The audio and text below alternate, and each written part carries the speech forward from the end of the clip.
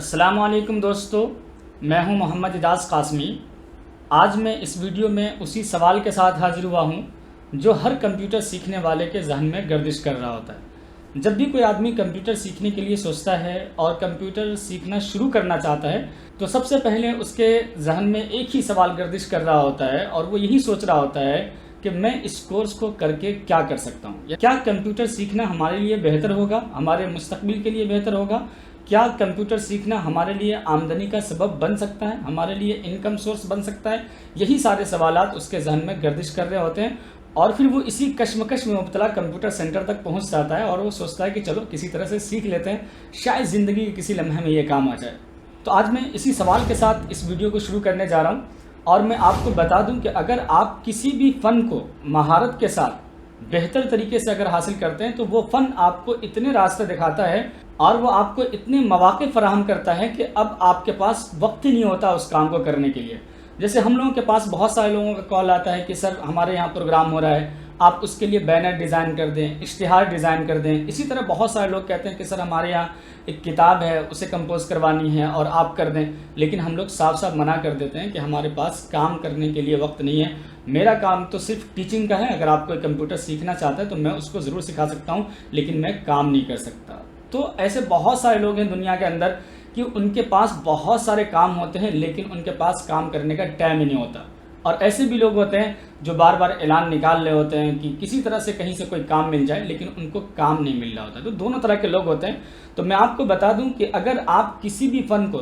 تھوڑا بہت حاصل کرتے ہو، یعنی تھوڑا سیکھتے ہو اور پھر چھوڑ دیتے ہو، اور اب آپ اس کام میں لگے ہوئے ہو، تو آپ کو بار بار اعلان نکالنا پڑے گا کہ ہمارے یہاں یہ کام ہوتا ہے، سستے میں ہوتا ہے، آپ آ کر کرا لو اور ہم آپ کو جو ہے خصوصی ڈسکاؤنٹ دیں گے۔ تو اس طرح کی باتیں ہوتی ہیں۔ لیکن اگر آپ کسی بھی فن کو مہارت کے ساتھ پرفیکٹ طریقے سے سیکھتے ہو تو پھر اب آپ کو اعلان نکالنے کی ضرورت نہیں پڑتی ہے، بلکہ لوگ ڈھونڈ کر اور خود سے آپ کے پاس آتے ہیں اور کہتے ہیں کہ ہمارا یہ کام کر دیجیے۔ تو جب بھی میں کوئی کورس شروع کر رہا ہوتا ہوں تو سب سے پہلی جو کلاس ہوتی ہے تو میں بچوں کے سامنے یہی بات رکھتا ہوں کہ آپ اس فن کو سیکھ کر کے، یعنی کمپیوٹر کو سیکھ کر کے آپ کیا کیا کر سکتے ہو۔ اگر آپ کمپیوٹر سیکھتے ہو اور اگر مان لیجیے آپ سیکھتے ہو ان پیج اردو، جس کے اندر آپ اردو ٹائپنگ وغیرہ کا کام کرتے ہو، تو ایک بہترین کمپیوٹر آپریٹر بن سکتے ہو، کتابوں کی کمپوزنگ وغیرہ کر سکتے ہو۔ اسی طرح سے اگر آپ گرافک ڈیزائننگ کا کام کرنا چاہتے ہو، یعنی آپ چاہتے ہو کہ ہم شادی کارڈ ڈیزائن کر سکیں، وزٹنگ کارڈ ڈیزائن کر سکیں، بینر، فلیکس بورڈ، اشتہارات، پمفلیٹ وغیرہ ڈیزائن کر سکیں، سوشل میڈیا پوسٹ وغیرہ ڈیزائن کر سکیں، تو اگر آپ اس طرح کا کوئی کام کرنا چاہتے ہو تو ظاہر سی بات آپ کو کورل ڈرا میں اور اسی طریقے سے اڈوب السٹریٹر میں پرفیکٹ ہونا پڑے گا۔ تو ان دونوں سافٹ ویئر میں سے اگر آپ کوئی بھی سافٹ ویئر سیکھ لیتے ہو تو ظاہر سی بات آپ ڈیزائننگ کا کوئی بھی کام کر سکتے ہو، گرافک ڈیزائننگ میں آپ ماہر ہو سکتے ہو۔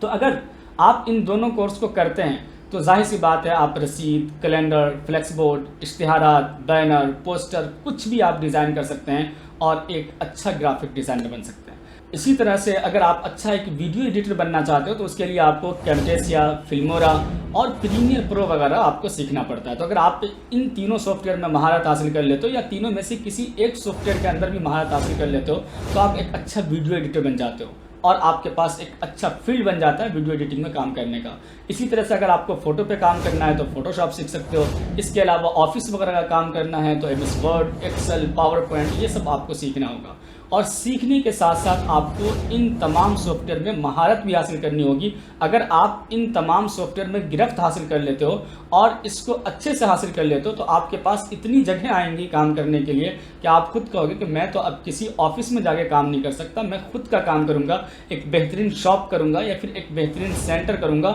اور اس کے بعد ایک سینٹر کے بعد دوسرا سینٹر، دوسرا سینٹر کے بعد تیسرا سینٹر کر سکتے ہیں، اور آپ آن لائن آف لائن جس طریقے سے بھی پڑھانا چاہیں گے پڑھا سکتے ہیں، اور آپ کے پاس اسٹوڈنٹ کی کمی نہیں ہوگی اگر آپ مہارت حاصل کر لیتے ہو۔ جیسا کہ آپ نے دیکھا ہوگا کہ بہت سارے لوگ جب بچپن میں ہوتے ہیں، چھوٹے ہوتے ہیں،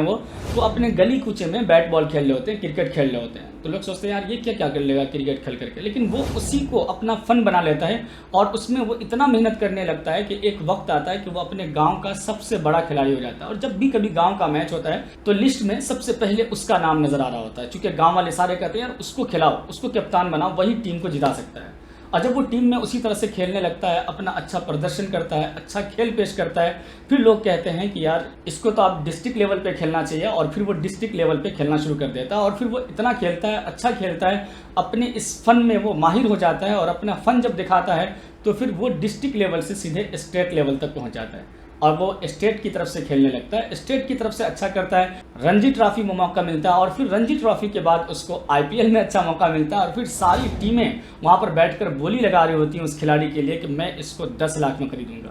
پھر دوسری ٹیم کہتی ہے میں اس کو 20 لاکھ میں خریدوں گا، پھر تیسری ٹیم کہتی ہے اس کے لیے میں 30 لاکھ دینے کو تیار ہوں، 40 لاکھ، کروڑ روپیہ ایک ایک ٹیم دینے کے لیے تیار ہو جاتی ہے کسی بھی کھلاڑی کو۔ تو وہ کب ایسا ہوا؟ جب اس نے اس فن میں مہارت حاصل کی، جس فن کو لوگ سمجھ رہے تھے یار اس کو کر کے یہ کیا کر سکتا ہے، لیکن جب وہ اس کو اپنا فن بنا لیتا ہے اور اس میں وہ مہارت حاصل کر لیتا ہے تو بڑی بڑی ٹیمیں اس کو کروڑ روپیہ دینے کے لیے تیار ہو جاتی ہیں، اور پھر جب وہ آئی پی ایل میں اچھا کھیلتا ہے تو پھر اس کے بعد اس کو انٹرنیشنل لیول پہ موقع ملتا ہے، اور پھر اپنے دیش کا نام روشن کر رہا ہوتا ہے، اپنا نام روشن کر رہا ہوتا ہے، اور پوری دنیا میں جا کر وہ کھیلتا ہے اور پوری دنیا اس کو جاننے لگتی ہے۔ تو ایسے ہی اگر آپ کسی فن میں ماہر ہو جاتے ہو تو لوگ آپ کو تلاش کر کے آپ تک پہنچتے ہیں، اور پھر وہ آپ سے کام کرانے کے لیے کہتے ہیں کہ سر میرا یہ کام کر دو، یہ کام کر دو، میرا اشتہار بنا دو، بینر بنا دو، پوسٹر پڑھا دو، ہمارے بچوں کو پڑھا دو۔ تو اگر آپ کسی بھی فن میں ماہر بن جاؤ گے تو آپ کو اتنے راستے ملیں گے کہ آخر میں کہنا پڑتا ہے کہ بھیا ہمارے پاس جگہ نہیں ہے بیٹھنے کے لیے کہ میں اتنے طلباء کا داخلہ لے لوں، یا آپ کو کہنا پڑتا ہے کہ میرے پاس ٹائم نہیں ہے کہ میں اشتہار بنانے بیٹھوں گا، بینر بنانے بیٹھوں گا، اتنے سارے کام پڑے ہوئے ہیں، ہمارے پاس تو ٹائم نہیں ہے۔ تو آپ اگر کسی بھی فن میں مہارت حاصل کرتے ہو تو یقین جانو کہ آپ کو اتنا کام ملنے والا ہے، اتنا کام ملنے والا ہے کہ آپ کو کہنا پڑتا ہے کہ میرے پاس ٹائم نہیں ہے۔ تو امید کرتا ہوں کہ آپ اس فن کو اپنائیں گے، محنت کریں گے تو آپ بہت آگے جا سکتے ہیں اور بہت کچھ کر سکتے ہیں۔ تو ویڈیو دیکھ کر سمجھ میں آ گیا ہوگا کہ آپ اس فن کو سیکھ کر کے کیا کر سکتے ہیں۔ آپ ایک اچھا کمپیوٹر آپریٹر بن سکتے ہیں، ویڈیو ایڈیٹر بن سکتے ہیں، آپ ایک اچھا اکاؤنٹنٹ بن سکتے ہیں، آپ ایک اچھا گرافک ڈیزائنر بن سکتے ہیں، اور پھر اس لائن میں رہ کر کے اور ایک اچھا انکم حاصل کر سکتے ہیں۔ تو ملتے ہیں ہم لوگ ایک اگلی ویڈیو میں ایک الگ ٹاپک کے ساتھ انشاءاللہ۔